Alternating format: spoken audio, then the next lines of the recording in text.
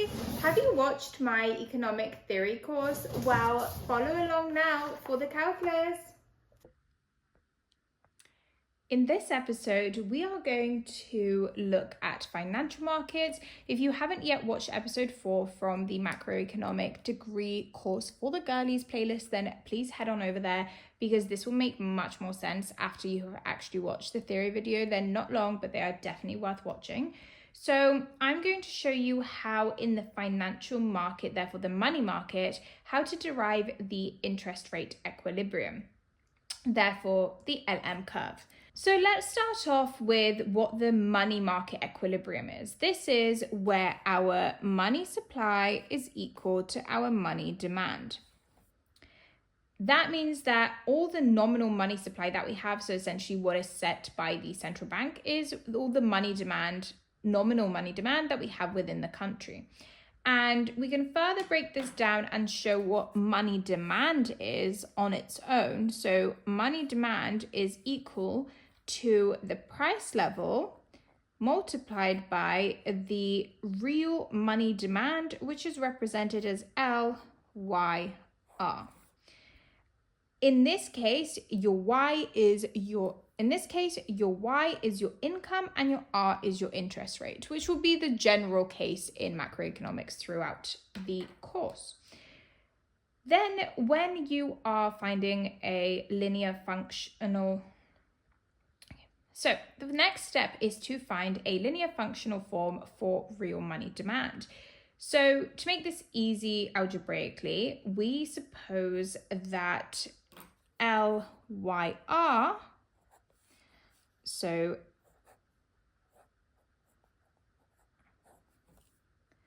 again, the real money demand is equal to KY minus HR, where K is the sensitivity of transactions demand to income. So how likely are you going to change your demand based on your income, which is always going to be more than 0. And H is the sensitivity of, H is the sensitivity of speculative demand to the interest rate. So how likely do you think your demand will change based on the interest rate? So if you know that the interest rate is going to go up, are you more likely to, do you think you're going to spend less at that time? Most people would say yes. Again, H is bigger than 0. So applying this back into the initial formula, what we can state is that our money demand, therefore, is actually equal to the price level multiplied by this, since this is this and this is here. So it's multiplied by KY, that should be a lowercase k, which I've not done a great job in writing. And we put that in little brackets.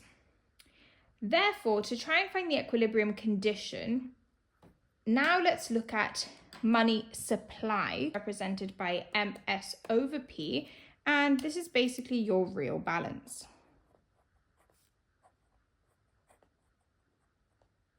Now we equate the real money supply to the real money demand. So now we move on to the last step where we actually solve for R. Of course, here we are trying to derive the equilibrium interest rate. So we just need to rearrange a few things and make R the subject of the formula. So to do this, we just take the HR to the left-hand side whilst keeping the KY on the right-hand side and moving the MS over P also to the right hand side. Since we have our R on the left, the H is the obstacle we want to get rid of, so we're just going to divide everything through by H.